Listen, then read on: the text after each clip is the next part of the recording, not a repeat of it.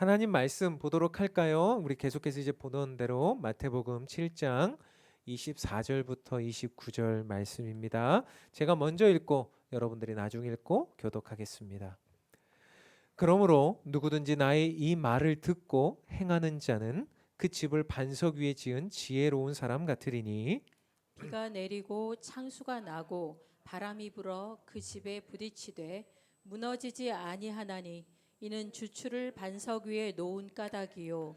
나의 이 말을 듣고 행하지 아니하는 자는 그 집을 모래 위에 지은 어리석은 사람 같으리니 비가 내리고 창수가 나고 바람이 불어 그 집에 부딪힘에 무너져 그 무너짐이 심하니라.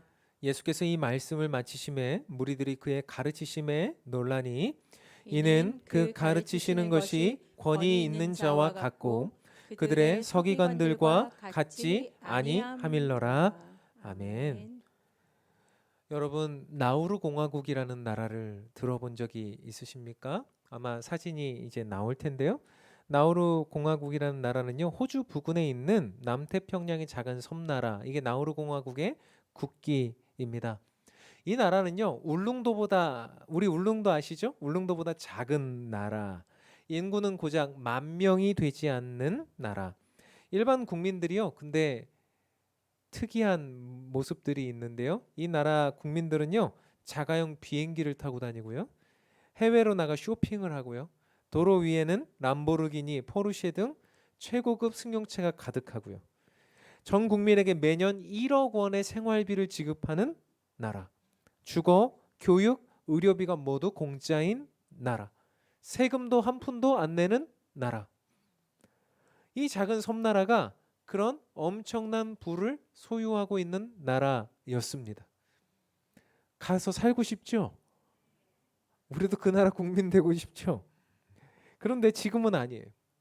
이 나라가요, 그 왜 그렇게 부유하고 그렇게 돈을 펑펑 쓸 수 있었을까? 그것은 바로 지구상에서 가장 귀하다는 희귀 자원인 인광석이 그 나라 전체에 깔려 있었기 때문입니다. 하얀색 인광석인데요. 이 인광석이라는 자원의 수출만으로도 1980년대, 우리 80년대 우리나라도 굉장히 어려운 시절이었지 않습니까? 그때 이미 1인당 국민 소득이 2만 달러를 넘어선 나라가 바로 이 나우루 공화국이에요. 인광석이 왜 이 나라에 이렇게 가득했을까라고 했던 것은 다름 아닌 새똥 때문이었습니다. 새똥. 새똥 아시죠? 철새가 날아서 태평양을 건너갑니다. 그런데 얘네들도 중간에 막 1000km, 2000km, 3000km를 가더라도 중간에 쉬어야 되지 않겠어요? 그래서 이제 이 나우루 공화국 요 나라에 기착을 합니다. 얘네들이 이제 중간에 쉬는 거예요. 경유하는 거예요. 그런데 거기서 이제 머무르면서 얘네들이 그동안 쌓아왔던 이제 뱃속에 있는 모든 것들을 이제 다 이제 배출해 내는 거죠. 그래서 새똥이 엄청나게 많은 나라였습니다. 근데 이 새똥과 그 나우루 공화국에 있는 그 태평양에 있는 산호들이 만나면서 얘네들이 아주 오랜 시간 그 화학 작용을 거치면서 인광석이라고 하는 아주 특별한 물질이 생성된 거예요. 그래서요, 막대한 부를 벌여들일 수가 있었던 겁니다. 그런데 이 나우루 공화국은요, 막대한 돈을 국민들에게 공평하게 분배하는 아주 파격적인 정책을 시행했어요. 덕분에 국민들이요, 아무도 일을 안 하고요, 다 소비만 하는 사람들이 되었습니다. 인광석을 채굴하는데 외국인들 사와서 다 채굴시키고요. 또 모든 가정에는 가정부와 집사를 고용해서 편하게 살고요. 그리고 심지어 공무원들까지 외국인들을 데려다가 썼어요. 정부나 국민 할 것 없이 뭐 돈밖에 없기 때문에 이 사람들은요, 끊임없이 그렇게 살아갔던 사람들. 그렇게 30년이 지났습니다. 나우루 공화국 사람들은요, 30년이 그렇게 지나자 스스로는 사실 아무것도 할 수 없는 사람들이 되어버렸습니다. 집안 청소는 물론 요리하는 법도 잊어버렸고요. 섬나라임에도 불구하고 어선이 한 척도 없어요. 아무도 나가서 물고기 잡지 않아요. 전통 문화가 없어졌고요. 일이라는 개념 자체가 없어졌습니다. 그들은 그저 놀고 먹고 여행하는 습관만 남았고요. 그래서 국민 전체 중에 80% 이상의 사람들이 비만에 시달렸고 당뇨병 사망률 1위, 그런데 설상가상으로 2003년에 인광석 매장량이 이제 줄어들기 시작했고요. 채굴량까지 엄청나게 줄어들기 시작하면서 나우루 공화국의 국고가 고갈되기 시작합니다. 그러자 이제 백성들에게, 국민들에게 그 돈을 나누어 줄 돈이 없게 되자 이제 모든 국민들이 어떻게 됐습니까? 다 가난해지기 시작했다는 거예요. 가난해진 국민들은요, 모든 것을 처음부터 다시 시작할 수밖에 없었어요. 청소하는 법을 배워야 했고, 요리하는 법을 배워야 했고, 나가서 고기 잡는 법을 다시 배워서 시작해야 됐습니다. 오랜 기간 놀고 먹던 국민들에게는요, 쉽지 않은 일이었어요. 일하는 즐거움을 잃어버린 그들은요, 나가서 일하는 게 고역이었습니다. 나태함과 무기력함만이 남아서 수많은 상황들 속에서 이들은 아주 오랜 시간 동안 제기하는데 상당히 어려웠다는 거예요. 그래서 지금은 굉장히 어려운 나라 중에 하나로 남아 있습니다. 저는 이 이야기를 들으면서요, 미래를 준비하지 않는 어떤 기초가 잘 세워진 곳에 어떤 근간을 세우지 않는 나라나 국가, 심지어는 교회, 그리고 우리의 가정, 우리들의 인생, 그 모두가 어떤 위기를 맞을 수 있는가에 대한 교훈을 주고 있는 내용이라고 생각합니다. 특별히 한국 교회, 또 특별히 우리들의 상황은 어떻습니까? 지금 너무나 풍성한 시대 아닙니까? 우리들은 그저 마음만 먹으면 어디든 나가서 예배를 드릴 수 있게 되었어요. 우리는요, 애쓰지 않아도 돼요. 노력하지 않아도 집 안에서도 소파에 누워서 전국 각지의 세계 곳곳에 있는 목사님들의 말씀을 다 들을 수 있는 시절이 되었어요. 우리는요, TV만 켜면 수많은 교회들, 그곳에 있는 예배들을 다 드릴 수 있게 되었고요. 어떤 목사님을 선택해서, 또 어떤 교회를 선택해서 예배를 드리고 설교를 들을 수 있게 되었습니다. 그래서 어떤 일이 발생했느냐? 많은 사람들이 어떻게 스스로 말씀을 묵상하는지, 어떻게 하나님의 말씀을 직접 듣고, 어떻게 그 말씀을 적용하고, 어떻게 그것을 행해야 되는지 모르는 시대가 되어 버렸습니다. 너무나 풍요한 말씀에 풍요로운 시대를 살고 있지만 기초가 없는 성도, 기초가 없는 교회, 미래를 준비하지 않는 교회, 다른 이들이 잡아준 물고기를 먹는 것은 쉽지만 내가 물고기를 잡을 수는 없는 그런 모습, 아마 나우루 공화국과 같은 현재의 상황이 우리들과 이 땅의 교회와 어쩌면 앞으로 우리 다음 세대들의 상황이 아닐까 생각해 보게 돼요. 우리의 자녀들은 어떻습니까? 우리 가정에서 다음 세대들을 양육할 때는 어떻습니까? 이 아이들이 너무나 풍성해요. 그래서 우리 아이들이요, 소중한 것, 귀한 것을 모르죠. 밥을 먹다가 남겨도 그래 먹지 마라. 뭐 어떤 일을 할 때에도 연필도요, 보면 우리 옛날에 연필 없어가지고 요만큼 몽당 연필 될 때까지 쓰고, 그거 잘 깎으려고 어떻게든 이렇게 잘 깎아보려고 칼로 깎다가 그거 이렇게 하기도 하고. 근데 요즘에 어떻습니까? 연필 12자루를 한 타 쓰라고 그래요. 그러면 우리 아이들은 어떨까요? 그 12자루를 다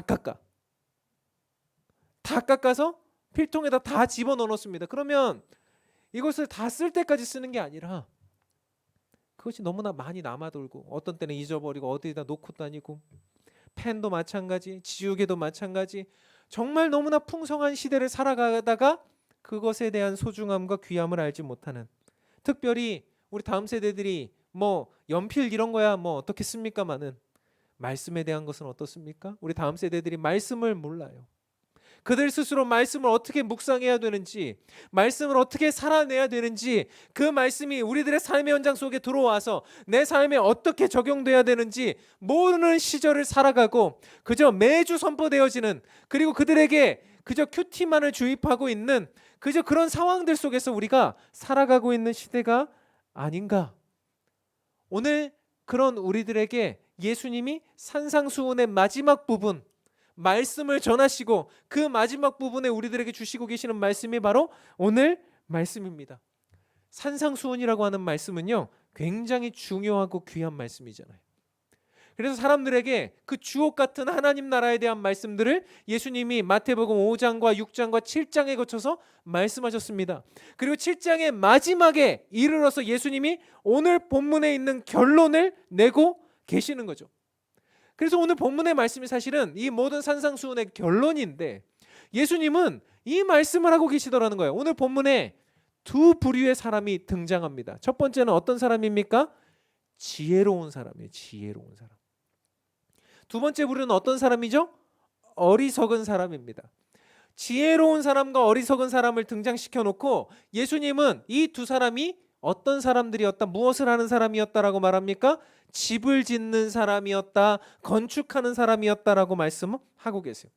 둘 다 똑같은 설계도를 가지고 같은 재료를 가지고 비슷한 능력 아래서 같은 모양의 집을 짓는 그런 사람들이었던 것으로 보여요. 둘 다 집을 짓습니다. 그런데 둘 다 어때요? 잘 지어요. 우리가 우리 찬송을 할 때 그렇게 찬송해. 잘 짓고 잘 짓세, 우리 집 잘 짓세 하니까 이 본문을요 우리가 어떻게 오해하냐면 한 사람은 집을 잘 지었고 한 사람은 집을 못 지었다 이렇게 오해하거든요. 근데 그게 아닙니다. 한 사람은 집을 잘 지었으면 이 사람도 집을 잘 지어요. 비슷한 구조의 집을 비슷한 재료를 가지고 잘 지었다는 겁니다. 둘 다 집을 잘 지었어요. 오늘 본문의 내용은 집을 잘 짓냐 못 짓냐의 내용이 아닙니다. 오늘 본문의 내용은 어디에다가 집을 짓냐 이 얘기예요. 어디다가. 두 사람 중에 지혜로운 사람이라고 말하는 사람은 집을 어디에다 지었습니까? 오늘 본문의 표현에 의하면 반석 위에 지었다라고 말해요. 그런데 이 반대편에 있는 이 한 사람은 어디에다 집을 지었습니까? 모래 위에 지었다라고 말해요. 그래서 반석 위에 집을 지은 사람은 지혜로운 사람이요, 모래 위에 집을 지은 사람은 어리석은 사람이다라고 말해요.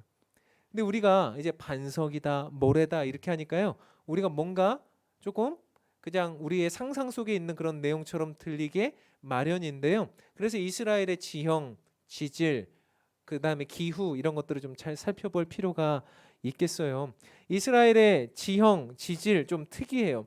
우리랑 완전히 같지는 않은데요. 이스라엘도요 산이 많은 이렇게 높은 고지대에 있는 그런 곳이 바로 이스라엘과 예루살렘 지역이었습니다. 이제 보니까 부산도 그래요.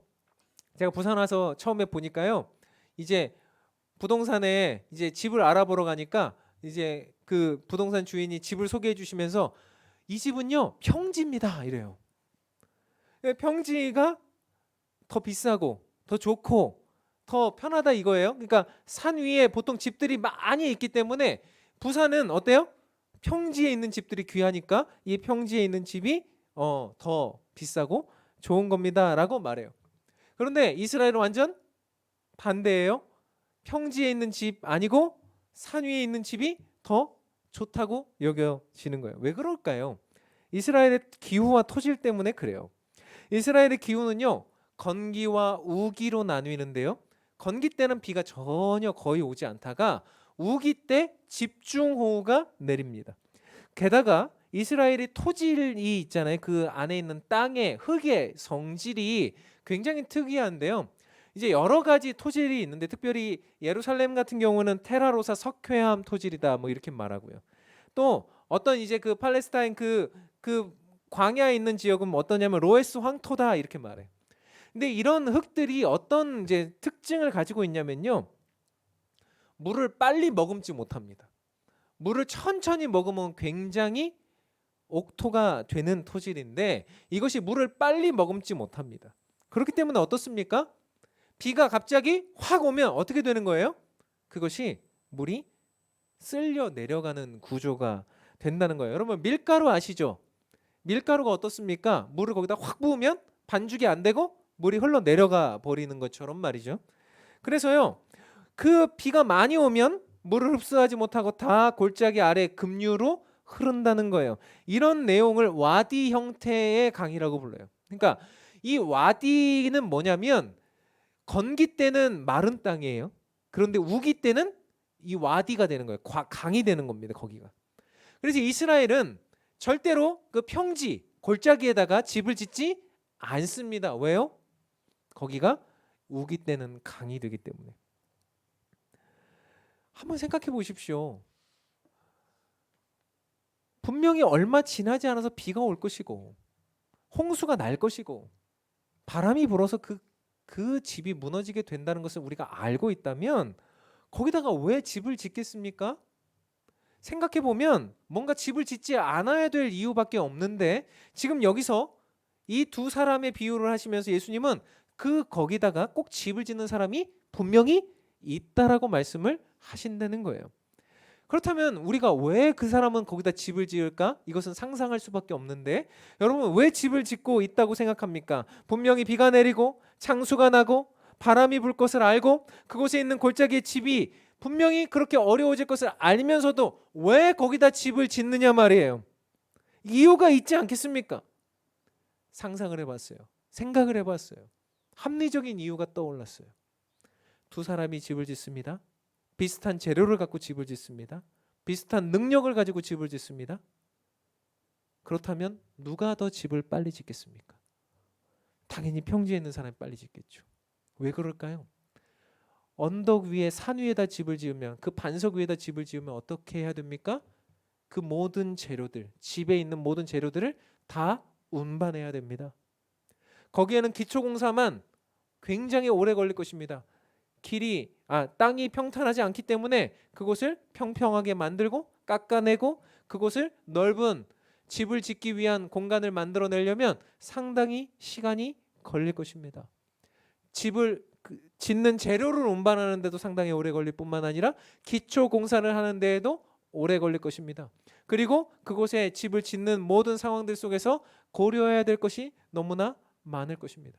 그런데 아래 평지에다 집을 짓는 사람은 어때요? 뚝딱뚝딱 그냥 딱 옮겨놓고 바닥에 있는 그데다가 집을 짓고 빠르게 집을 지을 수 있을 겁니다. 두 달, 세 달, 6개월, 1년 정말 빠른 시간 안에 저 사람은 기초공사를 하고 있는 상황 속에서 이 사람은 집을 거의 완성돼 가고 있었을지도 모르겠습니다. 경쟁하다 보니 무엇인가 나는 저 사람보다 낫다라고 하는 비교의식을 갖다 보니 어때요? 나는 더 빨리 짓고 싶은 욕심, 나는 저 사람보다 낫다라고 하는 인정받고자 하는 욕심, 그리고 이 경쟁 사회에서 이렇게 해야 살아남겠다라고 하는 어떤 인간적인 욕망, 그런 것들이 쌓여서 이 사람은 어떤 거예요? 그 골짜기 아래다가 그 모래 위에다가 집을 짓기 시작하는 거죠. 공기도 절약하고 비용도 절약하고 사람들은 그 사람을 보면서 이렇게 평가할 것입니다. 저 사람 능력이 좋네. 저 사람 인정하고 싶네. 라고 말할 것입니다. 언제까지요? 비가 오기 전까지. 명성을 얻는 것, 인정받는 것, 사람들에게 박수를 받는 것은 언제까지예요? 비가 오기 전까지요. 비가 오기 전까지는 인정받을 수 있고, 비가 오기 전까지는 칭찬받을 수 있고, 비가 오기 전까지는 사람들의 부러움을 살 수 있고, 비가 오기 전까지는 무엇인가 사람들에게 칭송받을 수 있겠지만 비가 오고 난 다음에는 이 사람은 어떻습니까? 어리석은 사람이라는 칭호를 받게 될 것입니다. 사랑하는 성도 여러분, 여러분 더 잘 아실 거예요. 저보다. 우리가 비가 없는 인생이 있던가요? 홍수 안 나는 인생이 있던가요? 바람이 없는 인생이 있던가요? 저는 이제까지는 못 본 것 같아요. 아마 여러분들이 이 세상을 떠나시는 날까지 못 보실 겁니다. 거의 없습니다. 없는 척 하는 거지 다 있습니다. 그 마음속에 바람이 있고 비가 오고 홍수가 나는 일들이 있습니다. 우리들의 인생 속에 분명히 비는 있고 홍수도 있고 바람 부는 날이 온다는 겁니다. 그래서 27절에 보니까 이렇게 말씀하세요. 비가 내리고 창수가 나고 바람이 불어 그 집에 부딪힘에 무너져 그 무너짐이 심하니라. 분명히 그런 날이 와요. 고린도전서 3장 9절부터 15절 제가 한번 읽어볼 테니까 여러분 한번 쭉 따라와 보세요. 우리는 하나님의 동역자들이요 너희는 하나님의 밭이요 하나님의 집이니라. 여러분이 하나님의 집이라고 말하는데 내게 주신 하나님의 은혜를 따라 내가 지혜로운 건축자와 같이 터를 닦아 두매 다른 이가 그 위에 세우나 그러나 각각 어떻게 그 위에 세울까를 조심할지니라. 이 닦아둔 것 외에 능히 다른 터를 닦아둘 자가 없으니 이 터는 곧 예수 그리스도라. 만일 누구든지 금이나 은이나 보석이나 나무나 풀이나 지푸로 이 터 위에 세우면 각 사람의 공적이 나타날 것인데 그날이 공적을 밝히리니 이는 불로 나타내고 그 불이 각 사람의 공적이 어떠한 것을 시험할 것입니다. 만일 누구든지 그 세운 공적이 그대로 있으면 상을 받고 누구든지 그 공적이 불타면 해를 받으리니 그러나 자신은 구원을 받되 불 가운데서 받은 것 같으리라. 집을 세웠는데 어리석은 자와 같이 그저 그 안에서 모래 위에 세운 집 같고 그 집이 그저 내가 세웠는데 내가 인간적인 것으로 세웠으면 어떻게 된다는 거예요? 나중에 다 불타고 우리 오늘 본문에 보면 다 홍수에 쓸려가고 분명히 그날은 온다는 거예요. 그렇기 때문에 나우루 공화국 같이 우리가 준비하지 못하고 대비하지 않고 그런 우리들의 욕심, 나의 탐심, 비교 의식 속에서 우리가 어떤 집을 세웠을 때, 어떤 신앙을 세웠을 때, 어떤 다음 세대들을 키웠을 때 그것은 결국 무너지는 것이 된다라고 말하고 있는 거죠. 사랑하는 성도 여러분, 저와 여러분 어떻습니까? 우리가 20년, 10년, 30년 교회를 다녔다면 우리의 삶의 변화가 있어야 되지 않겠습니까? 말씀을 들었다면 그 말씀이 내 삶의 현장 속에 들어와서 내 삶을 변화시켜가는 역사가 있어야 되지 않겠습니까? 매주 말씀을 듣고 또 수요일에도 말씀을 듣고 우리가 우리 스스로도 말씀을 보고 그 하나님의 말씀이 살아계신 주님의 역사의 말씀이고 그분이 이 세상의 창조주라고 한다면은 우리의 삶을 그 말씀이 변화시키는 역사가 있어야 되지 않겠습니까?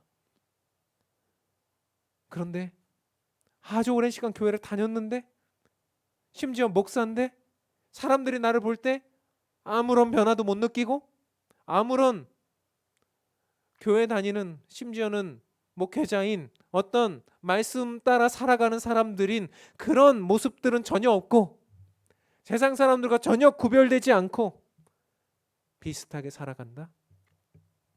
그것이 바로 오늘 본문이 말하고 있는 빠르게 집을 짓고자 하는 사람들. 그저 비교해서 내가 더 우월하고자 하는 사람들. 이런 사람들의 특징은요. 내가 알고 있는 것대로 하려고 하지 않아요. 그 사람도 분명히 알고 있었어요. 여기 평지에다 집을 짓고 모래 위에다 집을 지으면 무너진다는 것을 알고 있어요. 알고 있는데도 거기다 집을 짓는 거예요. 여러분 우리도 다 알아요. 예수님이 재림하시는 날이 온다는 거 우리도 다 알아요. 믿고 있어요. 그런데 우리는 어때요? 말씀대로 살지 않아요. 왜 안 할까요? 왜 못 할까요? 말씀대로 사는 게 어렵거든요. 말씀을 흉내내는 것은 쉬운데 그걸 진짜 내 삶에 녹여내 살아가는 것은 진짜 어렵거든요. 마치 산 위에다가 집을 짓는 것처럼 그것을 자재를 올리고 거기다가 바탕을 튼튼하게 만들고 바닥을 잘게 고르고 그 모든 일들을 하는 게 너무나 에너지가 많이 들고 어렵거든요. 우리가 말씀 한 구절을 내 삶에 적용시키고 그것을 살아내보고 지난한 현실 속에서 화를 낼 상황에도 화를 한번 안 내보고 또 사랑을 베풀어 갈지 못할 사람들에게 사랑을 베풀어 가보고 예수님의 말씀대로 한번 살아가 보고 너무나 어려운 일이거든요. 그래서 교회를 다닌다라고 말을 하면서도 그저 교회 다니는 사람처럼 하는 거예요. 말씀을 살아내는 게 아니고 교회 다니는 거. 나는 오래 교회 다녔어. 나는 어떤 직분자야. 그것이 아니라 세상 사람들이 여러분에게 물어봐야죠. 어떻게 하면 그렇게 살 수 있습니까? 어떻게 하면 당신처럼 예수처럼 살 수 있습니까? 라고 말하는 인생은 쉽지 않다는 거예요. 어렵기 때문에 그 길을 가려하지 않고 어렵기 때문에 우리는 그것을 거절하며 알면서도 우리는 모래 위에다 집을 짓고 있는 사람들인 것이죠. 또한 우리 아이들에게 우리는 어떤 신앙을 요구합니까? 우리 교회 그런 분들이 저는 없다고 믿고 있는데요. 우리 아이들 중고등학생이 되면 어때요? 부모가 아이들에게 이렇게 말하는 부모가 있어요. 야, 6년만 교회 쉬자.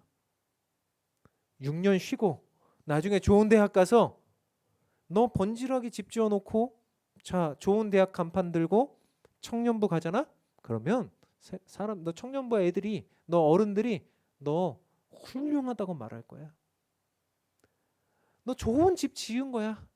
그러니까 6년만 쉬고 그때는 주일도 뭐고 다 없고 최선을 다해 공부하고 그렇게 해서 좋은 대학 그 간판 그 좋은 집 갖고 가자. 그게 뭐예요? 모래 위에 지은 번지르르한 집이에요. 그 아이의 인생에 비가 없습니까? 그 아이의 인생에 창수가 안 납니까? 그 아이의 인생에 바람이 안 붑니까? 비가 오고 창수가 나고 바람이 불면 그 아이의 집이 무너지게 된다는 것을 우리는 알면서도 그것을 그렇게 시켜요. 사업을 하면서도 어떻습니까? 직장 생활을 하면서도 어떻습니까?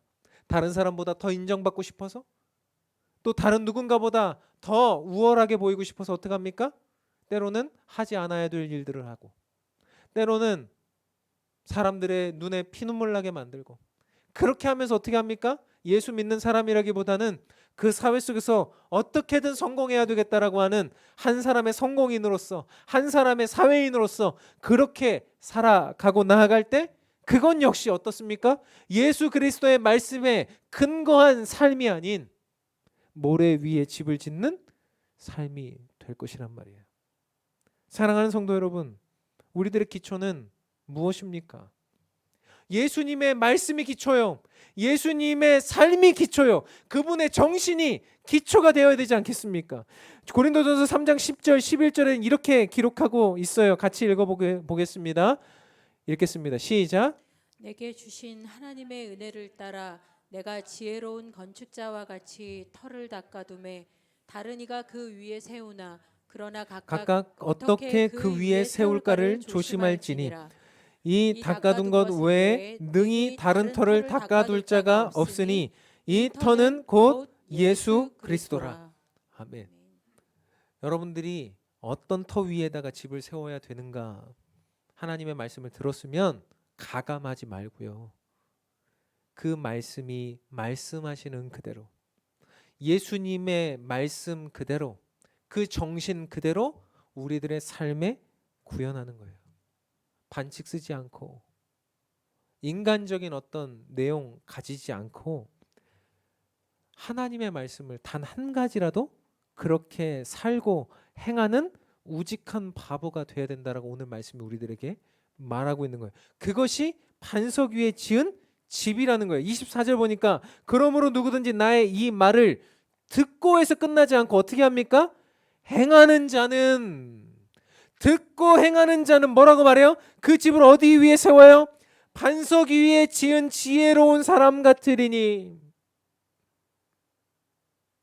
편한 길 아니라 인정받는 길 아니라 세상적인 방법 아니라 예수님의 길, 예수님의 말씀이 말씀하시는 길, 내 스스로 그 말씀을 보고 해석하고 올바르게 그 위에 세우는 길, 이것이 반석 위에 집을 짓는 지혜로운 사람과 같다라고 말씀하고 있어요. 사랑하는 성도 여러분, 예수님이 산상수훈의 엄청난 말씀을 주시고서는 마지막에 이렇게 적용하고 정리하고 계신다는 거예요. 여러분, 산상수훈에 수많은 말씀들이 있었고 우린 지난주까지 주기도문에 대해서 살펴보았고 그 전에도 팔복에 대해서 살펴보았고 수많은 내용들이 우리의 머릿속에 이제 우리의 삶의 현장 속에 있습니다. 그렇다면 어때야 됩니까? 그것을 단 한 가지라도 실천하면서 우리가 그 길을 걸어가야 되지 않을까요? 오늘 한 가지를 하고 1년에 52가지를 하고 10년이 되어서 520가지를 내 삶에 실천하고 있는 사람이 된다면 불과 일주일에 한 개였는데 10년이 지나면 나는 예수님의 모습을 닮아 있지 않겠어요? 그런데 우리가 오늘도 안 하고 이번 주도 안 하고 다음 주도 안 하고 1년 내내 안 했고 10년 내내 안 했고 그러니 우리 주님 나라 갈 때 예수님 잘 모르고 우리들이 쌓아왔던 것은 다 인간적인 것이요. 우리들이 쌓아왔던 것은 다 세상적인 것이요. 그러다 보면 고린도전서의 말씀처럼 다 불타고 없어져서 그때는 주님 앞에 섰을 때 부끄러움밖에 남지 않는 우리들의 인생이라면 그것은 모래 위에 지은 집과 같지 않겠습니까? 한 가지 이야기만 더 드리고 마치려고 합니다. 일본 동경에 있는 제국 호텔이라고 하는 호텔이 있습니다. 제가 수요일인가 언제 한번 말씀드린 적이 있는 것 같은데요. 미국인 건축가 프랭크 로이드가 건축한 호텔입니다. 근데요, 이 로이드가요, 기초 공사를 하는데요. 이제 일본이 지진이 많은 나라 아닙니까? 그래서 기초 공사를 하는데 이 로이드가 엄청나게 그 당시만 해도 뭐 지진 내진 설계 이런 거 잘 안 돼 있을 때임에도 불구하고 엄청난 공을 들여서 2년이나 그걸 기다려준 건축주도 대단해요. 2년이나 기초 공사를 합니다. 이게 보통 기초 공사보다 2배, 3배 이상의 시간과 돈이 드는 그런 내용이었대요. 그래서 사람들이요, 일본의 건축가들과 언론들이요, 야, 저렇게까지 하나? 저렇게까지 하는 것은 돈 낭비, 시간 낭비입니다. 막 하면서 다 막 언론이 평가를 하고 저것은 이제 그 건축학을 하는 학생들에게 이제 교수들이 가르칠 때 저 정도까지는 할 필요 없는 너무나 투머치한 공사로 이제 회자될 정도로 그 호텔의 그 웃음거리가 된 거예요. 그래서 이 로이드라는 사람이 그렇게 했어요. 그래서 완공돼서 몇십 년간 사람들이 생각할 때 아, 저 제국 호텔은 튼튼하게 짓긴 지었는데 굉장히 낭비스러운 건물이야 라고 하는 대명사가 된 건물, 대표적인 건축 케이스가 된 거예요. 그런데 그로부터 52년이 지나고 나서요, 동경에 대지진이 났습니다.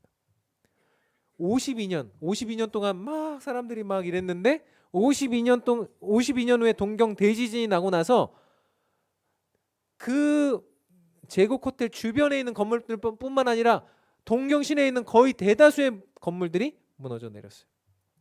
그런데 이 제국 호텔은 무너지지 않고 그 안에서 모두가 다 살아남을 수 있었다는 거예요. 조금도 피해를 보지 않고 굳건하게 서 있었다는 거예요. 다 무너지고 나니까 굳건하게 서 있는 그 건물이 어때요? 사람들이 볼 때 어떤 거예요? 영웅처럼 여겨지는 거죠. 최고처럼 여겨지는 거죠. 다 무너졌을 때 비로소 그 건물이 오래된 건물이지만 가치를 발휘한 거예요. 평온한 우리들의 일상에서는 다 똑같아 보여요. 하나님의 말씀을 실천하는 사람이든 그렇지 않은 사람이든 교회 나와서 신앙생활을 똑같이 해도 하나님의 말씀을 지키는 사람과 그렇지 않은 사람이 다 비슷비슷, 때로는 어떤 하나님의 말씀 잘 지키지 않으면서도 교회 생활 그저 열심히 하고 그냥 열심을 내는 사람들이 더 중요한 것처럼 여겨지는 게 평상시의 모습이에요. 그런데 언제 안다고요? 비가 오고 창수가 나고 바람이 부는 날에 그들의 신앙이 검증돼요. 알게 됩니다. 빠른 게 중요한 게 아닙니다. 번지르하게 겉모습만이 중요한 것이 아닙니다.